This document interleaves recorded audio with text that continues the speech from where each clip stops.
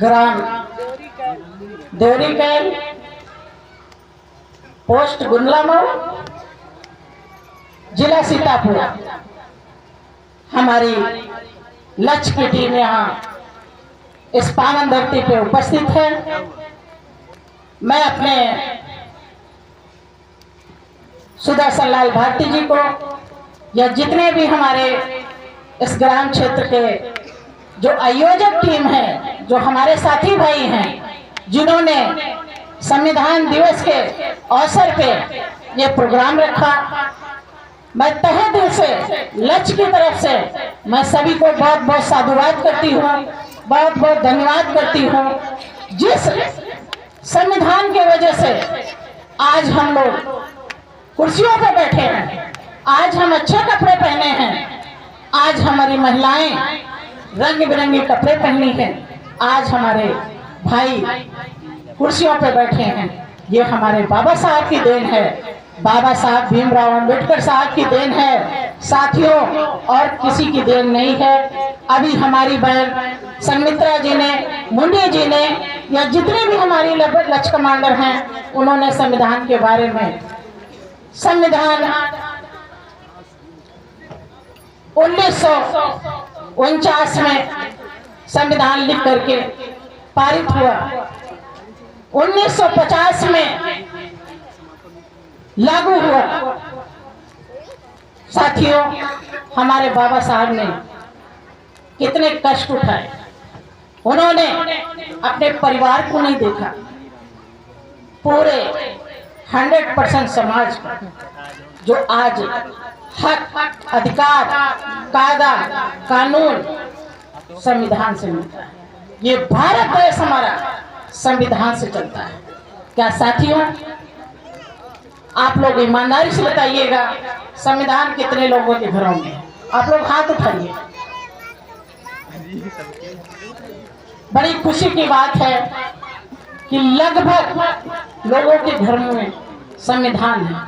अभी सुदर्शन लाल भाई से बात हो रही थी, मैंने कहा यहाँ पे बाबा साहब की फोटो है। आज हम लोग संविधान दिवस मना रहे हैं।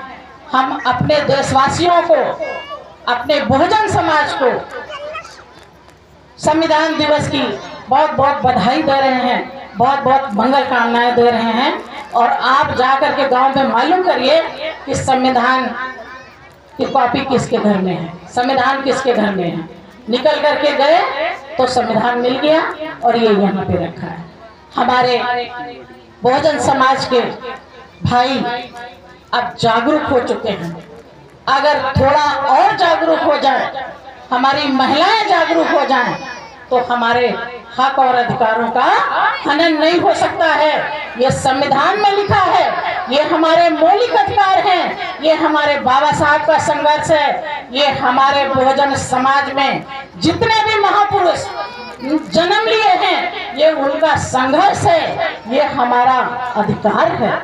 संविधान को बचाना, जो संविधान की वजह से हम सांस ले रहे हैं, हमारे बच्चे आज देश और विदेश में पढ़ रहे हैं, ये किसकी देन है? ये संविधान की देन है, हमारे बाबा साहब की देन है साथियों। और कहीं से ये देन नहीं है, किसी की भी देन नहीं है। आप लोगों को इस चीज को मानना पड़ेगा।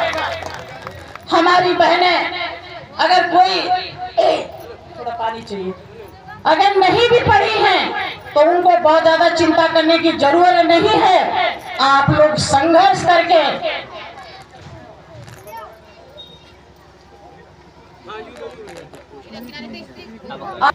आपके जो पति हैं, वो तो चाहे मजदूर हैं, चाहे वो सर्विस करते हैं, चाहे वो किसानी करते हैं, बहनों घर से बाहर रहते हैं, और आप लोग बच्चे के साथ 24 घंटे रहती हैं, तो किसकी जिम्मेदारी बनती है?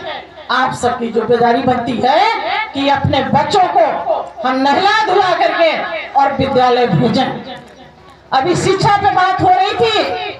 अगर हमारे पास शिक्षा है तो वो हम सारी चीजें साथियों हासिल कर सकते हैं जो हमें चाहिए, जो हमारे मौलिक अधिकार हैं, जो संविधान में हैं। और जब तक आप लोग शिक्षित नहीं होंगे, तब तक वो चीज नहीं हासिल कर सकते हैं। नहीं कर सकते हैं। भारतीय समन्वय संगठन लक्ष्य अभी बताया गया 26 जनवरी को 25 साल पूरे हो जाएंगे। इस संगठन को माननीय डॉक्टर खजान सिंह साहब इस संगठन की स्थापना करी दिल्ली में 26 जनवरी को। अभी साथियों दिसंबर के बाद 26 जनवरी आने वाली है। 25 साल इस संगठन को पूरे हो जाएंगे। संगठन 25 साल से कंटिन्यू काम कर रहा है अपने बहुजन समाज के लिए।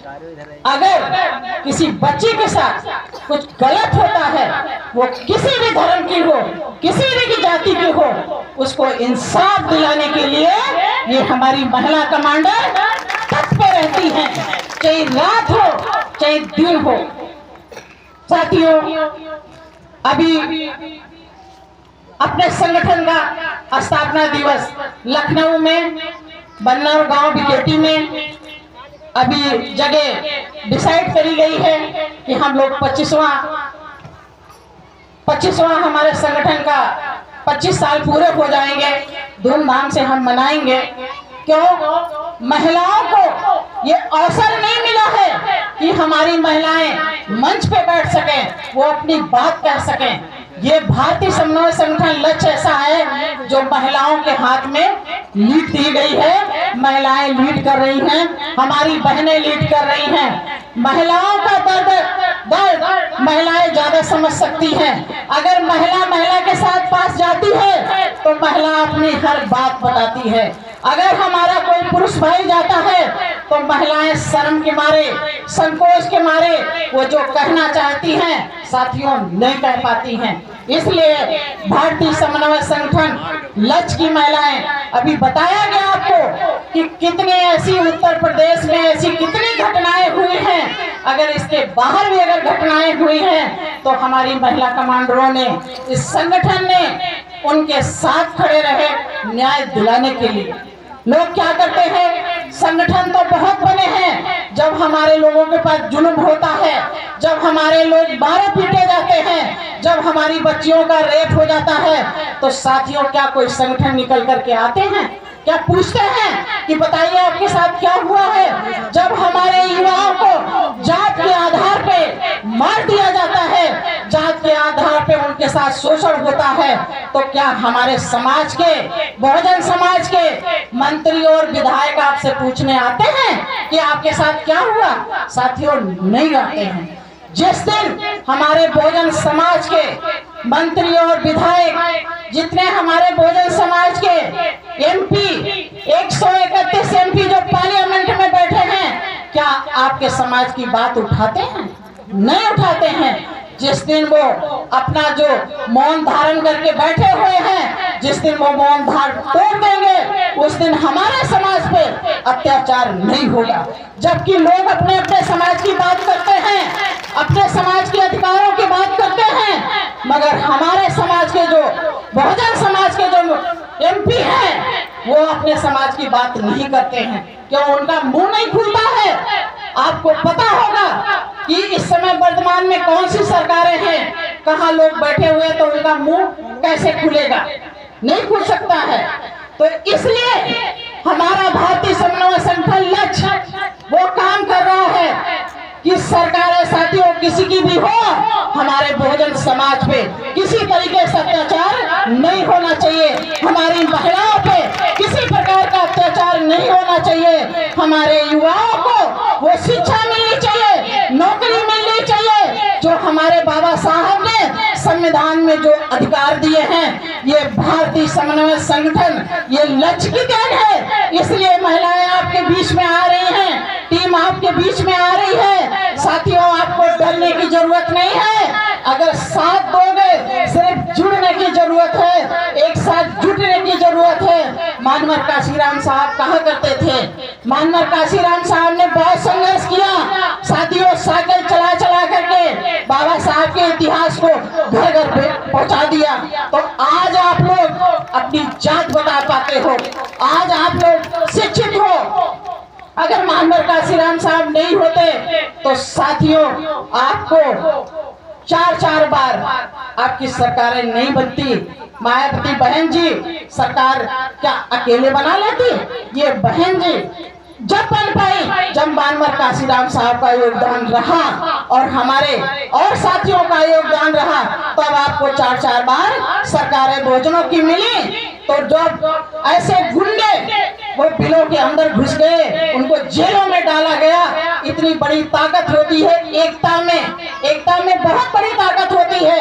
तो हम लोग तो ये ताकत आपको देने आए हैं, आपको शक्तिशाली बनाने आए हैं कि आप लोग शक्तिशाली बनिए। आप किसी से मत डरिए, आप खुद अपना नेता चुन सकती हैं, खुद अपनी सरकारें चुन सकती हैं। ये हमारे बाबा साहब ने अधिकार दिया है, आपका वोट का अधिकार दिया है। ये हमारा भारतीय समन्वय संगठन ये सामाजिक संगठन है, पर हम लोग जब हमारे लोगों के साथ अत्याचार होता है तो एक हम मिसाल जरूर पेश करते हैं। तो बहन जी ने जब वो सरकार में आई, बनी सरकारें, तो उन्होंने बहुत बड़ी ताकत दी। हमारे बहुजन समाज की जो विधवा महिलाएं थी उनको जो है विधवा पेंशन मिली, जो बहुत गरीब तबके के लोग थे उनको जो है महंगाई भत्ता मिला, जो उससे भी गरीब थे तो उनको पट्टे में 5-5, 10-10 बीघा जमीन दी गई ताकि अपनी खेती में कमा करके खा सके। क्या किसी सरकारों ने ये काम किया? अगर साथियों किया हो तो बता दीजिए, नहीं ना?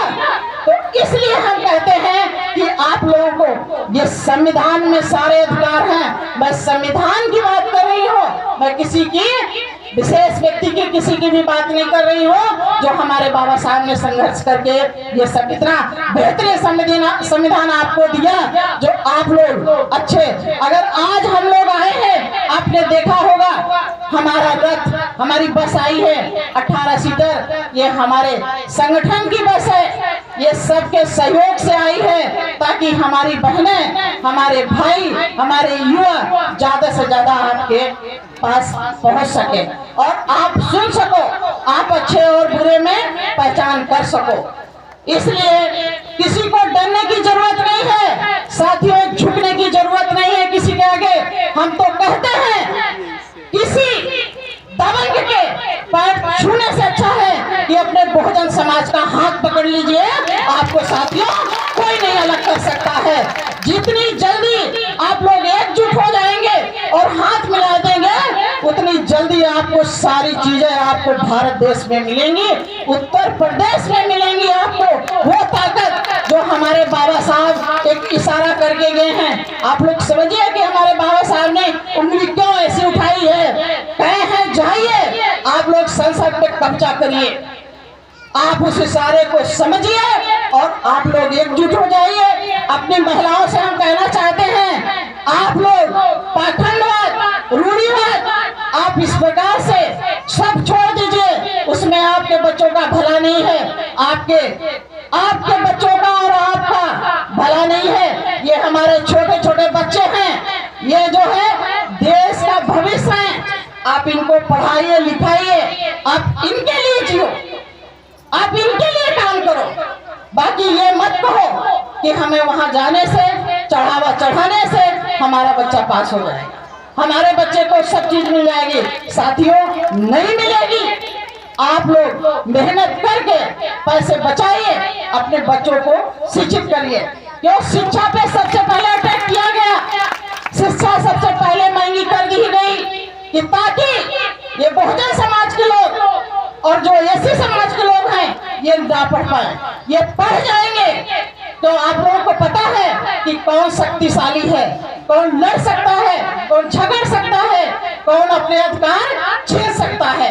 इसलिए कमजोर किया जा रहा है। पर हम तो अपने भाइयों से, अपने बहनों से हम अपील करते हैं, मैं रेखारी अपील करती हूँ, जितना भी हमारा जीवन बचा है ये बहुजन समाज के लिए समर्पित है। आखिरी सांस तक हम बहुजन समाज के लिए काम करेंगे। हमें नेता नहीं बनना है, मैं नेता बनने के लिए यहाँ नहीं आई हूँ, मैं अपने बहुजन समाज के लिए आई हूँ, अपनी बहनों के लिए आई हूँ, अपने भाइयों के लिए आई हूँ। मुझे नेता नहीं बनना है। अगर हम नेता बनेंगे तो जैसे हमारे समाज के लोग गुलाम हैं, हम ऐसे गुलाम हो जाएंगे। मुझे वो जिंदगी नहीं चाहिए। मुझे ये जिंदगी चाहिए कि मैं अपने घर बैठे, लखनऊ की बैठे, अगर आप लोगों के साथ अन्याय होता है, ये संगठन में इतनी बड़ी ताकत है, आपकी FIR लखनऊ की बैठे हम दर्ज कराएंगे। अगर हमारी बहन बेटियों के साथ, हमारे युवाओं के साथ गलत होता है, ऐसे बदमाश को जेल के अंदर डलवाएंगे, अपनी बहन बेटियों को, अपने युवाओं को आजाद कराएंगे।